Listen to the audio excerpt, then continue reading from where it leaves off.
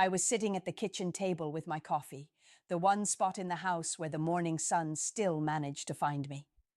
I don't usually pick up calls before 9, but when I saw my daughter's name flashing on the screen, Clara, I felt that old mix of love and anxiety that only she can stir up. "Hey, Mom," she said, cheerful. Too cheerful. She never calls this early, and not with that voice. "Morning, sweetheart." "You sound awake," I said, half laughing. She giggled, but it was the kind of laugh that sounded rehearsed. "Yeah, well, big day ahead. Listen, I wanted to tell you something before I forget." My stomach tightened. When she starts a sentence like that, it's never good news. Last time it was, I took a loan in your name, but it's temporary, and before that, I crashed your old car, but insurance will cover it. I tried to sound calm. "What's going on?" She hesitated, just for a second, and then she said it so casually that I almost thought I misheard. "We're going tomorrow, Mom." "I've sold your beach house," I froze. "You what?" "Oh, don't get upset," she rushed. "It's been sitting there for years and you never go." "I found a buyer who offered more than we thought we'd ever get. It's a blessing." I put my coffee down because my hand was shaking. "Clara, you sold my house, the one in Clearwater." "Yes, but it's fine. I handled everything. You'll thank me later when you see the check. That's when it hit me. She wasn't talking about me getting that check." Her voice was bubbling with excitement, but not the kind that comes from helping your mother. "Clara, that house is in my name. You can't just sell it," I said, keeping my voice low, though I could feel my pulse pounding in my ears. "Technically," she said, that word stretching out like a dagger, "you gave me power of attorney when you went into the hospital last year. So, it's all legal." I went silent. My mind flashed back to that hospital bed, to the moment I signed those papers because she said she'd take care of things. I never imagined she'd take everything. "Mom, are you there?" she asked, her tone shifting slightly, less confident now. "I'm here," I said quietly. "I just need to think." "Well, don't overthink," she said with a laugh. "You'll love where we're going next. You'll finally get some real sunshine again." I hung up before she could say more. I sat there for a long time, staring at the old family photo on the fridge, me, her father, and Clara as a little girl on that same beach she just sold. The waves behind us, the laughter frozen in time. I whispered to myself, "You have no idea what you've done, Clara." Because what she didn't know was that the beach house wasn't the only thing in my name.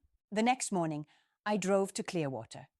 I told myself I just needed to see it one last time, but truthfully, I was still in shock. My hands trembled the entire drive, not from age, but from the kind of anger that settles deep in your chest, the kind that doesn't shout, it just burns. That house wasn't just a building. It was where I became myself again after years of being someone's wife, someone's mother, someone's caretaker. I remember when my husband, Tom, first saw the place. It was a wreck, chipped paint, leaky roof, porch half gone. But he smiled at me like it was already ours. "It's got bones," he said. "We'll fix her up." And we did. Every wall, every plank, every nail. We touched it together. After he died, I couldn't step foot in it for months. Then one day, I packed a bag and went anyway. I sat on the porch, listening to the sea hit the rocks, and for the first time since the funeral, I cried without hiding it. That house became my safe place, the only corner of the world where grief felt bearable. When Clara grew up, she used to love that place too. She'd run barefoot on the sand, chasing crabs and begging her father to build sandcastles taller than her. I can still hear her laughter echoing in the halls. But somewhere along the way, she changed. Maybe I did too. Money became something she talked about like it could heal things, like it could fill the holes that love couldn't. I should have seen it coming when she started calling it that old place. When I pulled up to the beach house that day, the gate was still the same rusted iron I'd never gotten around to fixing. The air smelled like salt and home. I stood there for a while, staring at the white shutters we painted one summer afternoon, when Tom got sunburned and kept joking that the house was blushing with him. But then I saw it, a for sale sign staked right in the sand by the mailbox. Not pending, not sold, just bold red letters. My name was still listed at the bottom as the owner. I walked up the steps and unlocked the door. The hinges groaned like they were surprised to see me. Inside, everything was just as I left it. The faded rug, the sea glass jar by the window, Tom's old hat hanging on the rack. My chest ached. How could she sell this? How could she walk through here and not feel what lived in these walls? Then I noticed the folder on the kitchen counter. Real estate papers, a few notes scribbled in her handwriting. I picked it up and saw the buyer's name, the offer amount, and something that made me pause. It wasn't final.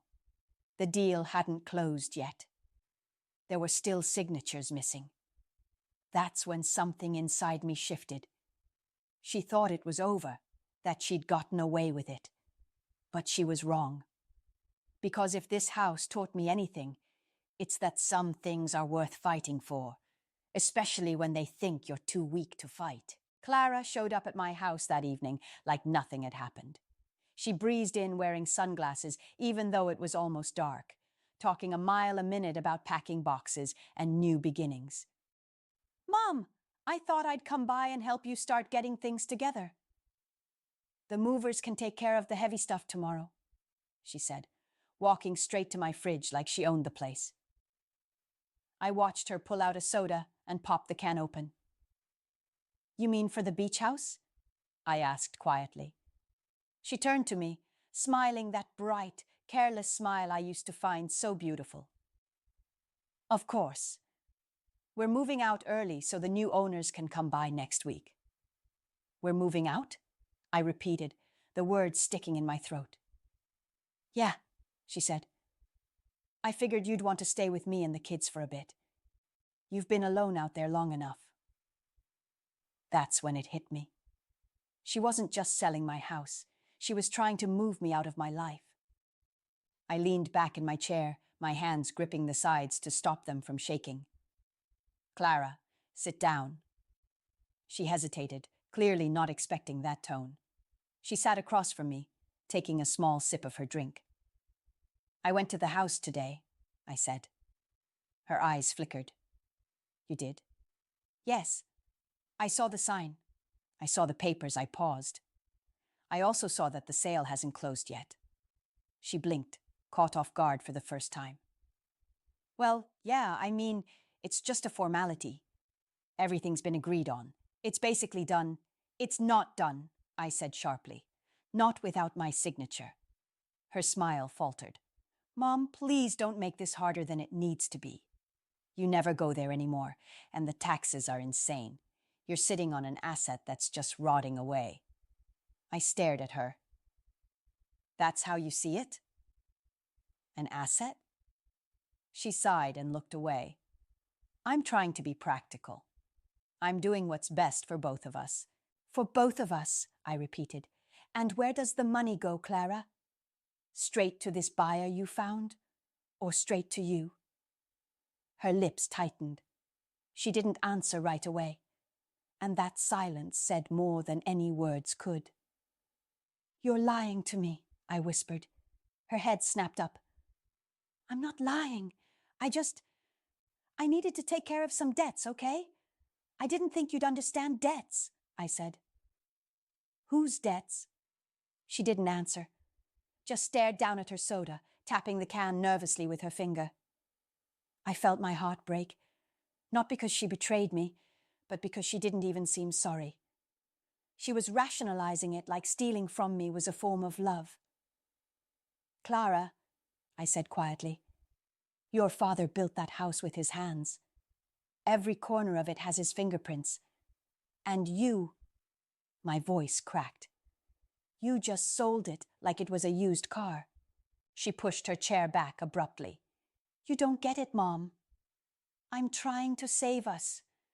The world's different now. You can't just hang on to old memories like they're gold. We need money to live. I stood slowly, meeting her eyes. No, Clara. You need money to live. I already know how she grabbed her bag, flustered. You'll thank me later, she said, heading for the door. You always overreact at first. I didn't stop her. I just watched her leave. Watched the child I'd once rocked to sleep walk out like a stranger. The door clicked shut, and the silence that followed felt heavier than anything I'd ever heard. I sat down again, stared at the empty soda can on my table, and whispered, You just sold the wrong thing, Clara. Because what she didn't know was, I'd already made a call to my lawyer that morning. By the next morning, I'd stopped shaking. Anger has a strange way of sharpening you once it settles. It turns from fire into ice. I woke up early, made myself a strong cup of coffee, and called Daniel, my lawyer. He's been with me since Tom passed, a quiet man who doesn't waste words. When he answered, I told him everything: the call from Clara, the power of attorney papers, the attempted sale. He was silent for a long time. Finally, he said, You gave her durable power of attorney while you were in the hospital. That means she can technically sign for you, but it doesn't mean the sale can go through without oversight, especially if you revoke it before it closes. Can I do that? I asked. Immediately, he said. I'll draft the paperwork today. But he hesitated. I have to ask, did she forge anything else? Bank authorizations? Transfers? The question chilled me. I hadn't even thought of that. I don't know, I admitted. Check everything, he said, and don't tell her you've called me yet. Let her think you're still in the dark. That day, I went to the bank. I hadn't been inside in months, but the teller recognized me right away. When I asked to review recent account activity, her polite smile faded a little. She clicked around on her computer, then quietly asked me to wait. The branch manager came out and led me to a private room. That's never a good sign. He laid a folder in front of me. Mrs. Hargrove, we've had some transfers from your savings to a new joint account, opened 3 months ago. I stared at the paper. The joint account was in my name, and Clara's. Nearly $38,000 had been withdrawn in small, careful chunks. Not enough to set off alarms, but enough to empty half of what I had left. She said you approved it, he added gently. My throat went dry. Did she sign for me? He nodded. Same signature as the one on your power of attorney file. When I got back in the car, I sat there for almost an hour before I could even start the engine. I wasn't crying. I was just numb. How do you even begin to understand that your own child, the one you'd carried and nursed and sacrificed for, would quietly bleed you dry and still call it love? That night, she called again. Hey, Mom, did you start packing yet? She chirped. I kept my voice steady. I did, actually. Went through some old papers, too. Oh. She sounded distracted, probably multitasking as always. Yes, I said softly. Found your signature a few places it shouldn't be. There was a pause. Mom, what are you talking about? You know exactly what I'm talking about. Mom, I revoked your power of attorney today, I said, cutting her off. Effective immediately. The silence on the other end was thick. Then she exhaled sharply. You can't do that. I'm just trying to help you. Help me? I said bitterly. You took my house, my money, my trust, and you call that help? She started crying, the kind of crying that used to break me when she was little. But this time, it just made me tired. I didn't mean to hurt you, she said between sobs. I just needed a way out. Brian lost his job, and the bills were piling up, and... Brian, I repeated, my stomach turning. You did this for him. She didn't answer, and that told me everything. When the call ended, I sat in the dark, staring at the phone on the table. I wanted to feel hatred, but what I really felt was something worse. Disappointment so deep it almost hollowed me out. But I also felt something else starting to rise. A quiet kind of resolve. Because if she thought she could sell my life out from under me, she was about to learn that she wasn't the only one who could play the game. Revenge isn't something that comes naturally to me. I'm a mother before anything else, or at least, I was. But that night, sitting alone in my living room with the sound of the ocean coming faintly through the window, I realized something. Clara had stopped being my daughter the moment she decided I was disposable. So, I stopped thinking like a mother. I started thinking like someone she shouldn't have underestimated. The next morning, I went back to Daniel's office. He already had the documents ready. Revocation of power of attorney, a cease and desist for the property sale, and a fraud notice for the bank. He pushed the papers toward me. Once these are filed, he said, no one can move a dime or a deed without your written consent. Good, I said.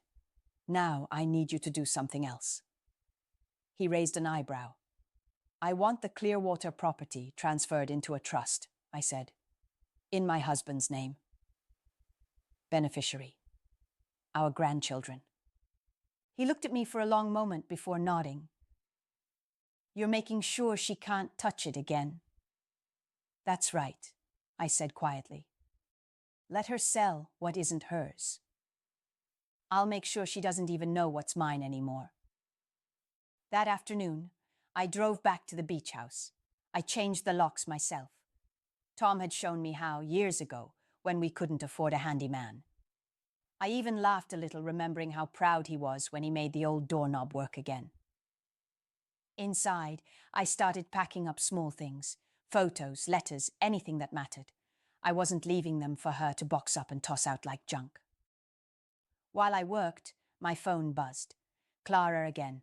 I let it ring. Then again. I turned it off. It wasn't until 2 days later that she showed up in person. I heard her car before I saw her. Loud music, tires crunching on the gravel. She got out with Brian beside her, both of them in sunglasses, looking more like real estate agents than family. Mom! You didn't tell me you were coming down here, she said, putting on her brightest smile. I didn't think I needed to, I replied, keeping my voice calm. Brian stepped forward. Hey, Mrs. Hargrove, we just came to grab a few things. The buyers want to walk through. There are no buyers, I said flatly. Not anymore. Clara blinked. What are you talking about? I revoked your power of attorney. The sale is frozen. You can tell your buyers to look somewhere else. She stared at me, color draining from her face. You can't just... I already did, I interrupted. And before you think about trying anything else, the house is in a trust now. You'll never be able to touch it. Brian's face twisted.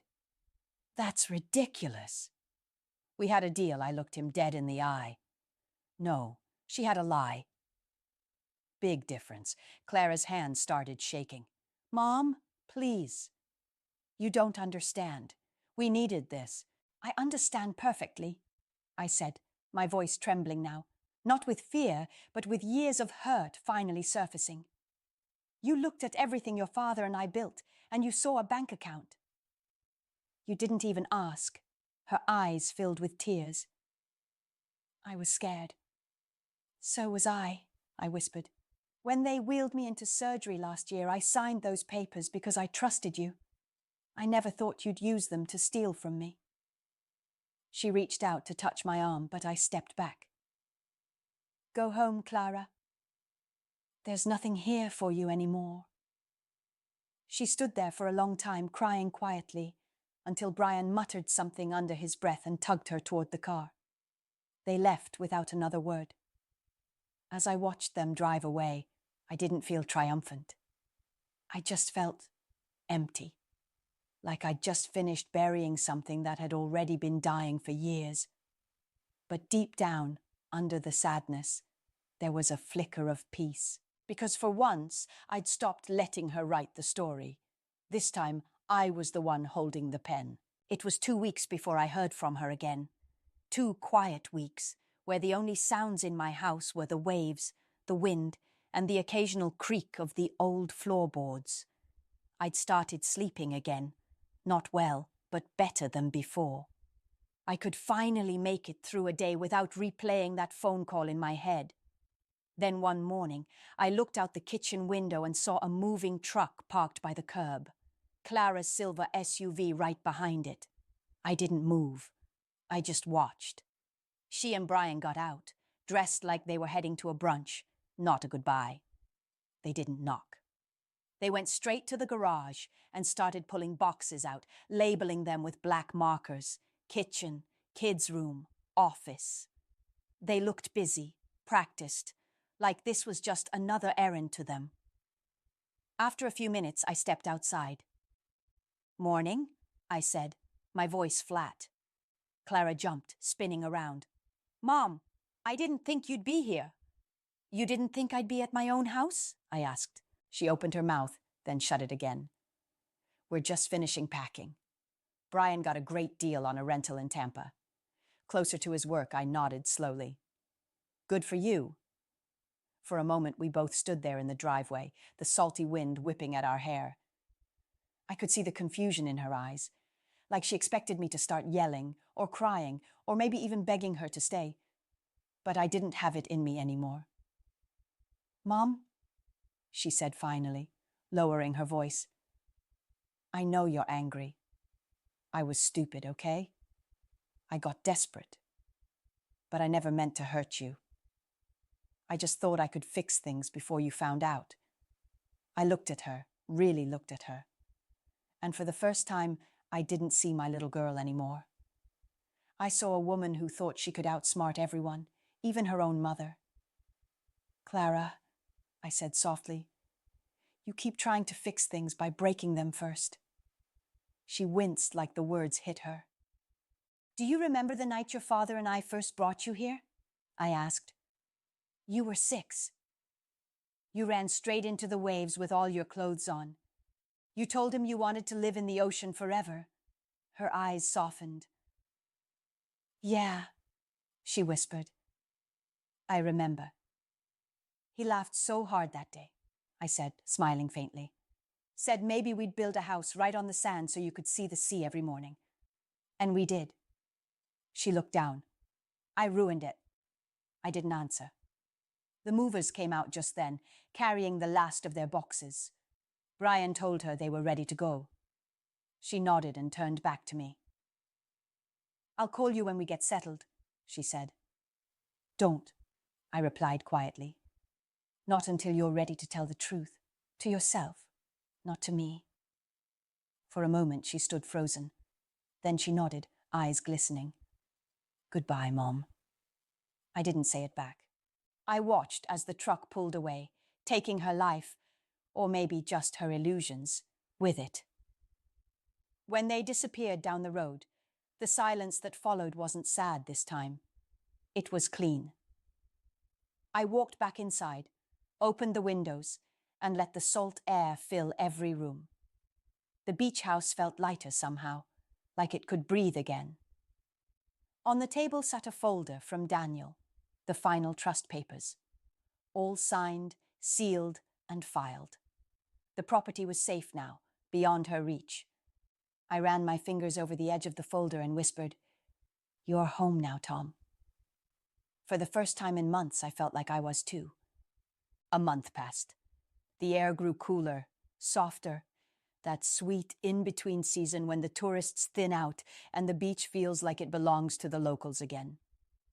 I spent my mornings walking along the shore, collecting shells the way I used to when Tom was alive. The house was quiet, but it didn't feel lonely anymore, just peaceful. Then, one afternoon, a letter arrived. No return address, just my name, written in my daughter's handwriting. I stared at it for a long time before opening it. Inside was a folded note and a check. "Mom," it began, "I know you probably don't want to hear from me, but I needed you to know I'm sorry.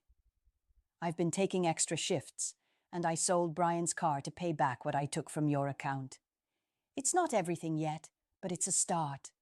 I know you don't owe me forgiveness, but I want to earn it." At the bottom was her signature, shaky but genuine. The check was for $5,000. Not much compared to what she'd taken. But I'll admit, my hands trembled as I held it. It wasn't the money. It was the fact that she was finally trying to give something back. I didn't cash it. I put it in the drawer under Tom's old hat. Some debts aren't meant to be repaid in money. What Clara didn't know, what she still doesn't know, is that the beach house she tried to sell was already spoken for long before she ever lifted a pen. When Tom was sick before he passed, he and I set up a small secondary trust in secret. That house wasn't just property. It was meant to go to our grandchildren when they turned 21. Every last brick, every bit of sand held in their names. We never told Clara because back then we thought it would be a nice surprise someday. So even if she'd managed to push the sale through, even if she'd forged every document in the world, she never could have touched what was never truly hers. Daniel confirmed it after everything settled. The old trust was still valid, buried deep in the county records, untouched and ironclad. I almost laughed when he told me. Tom always did love his little layers of protection. So I kept quiet. I didn't tell her. I figured some lessons are stronger when they come without explanations. Now, sometimes, I sit on the porch at sunset and watch the gulls dip into the waves. I think about the day she ran into the ocean as a child, fearless and full of wonder, and I pray that someday she'll find that version of herself again, the one that didn't need to take from others to feel safe.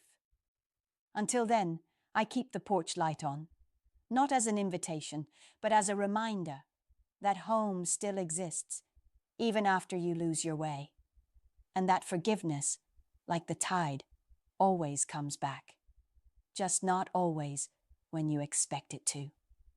The end.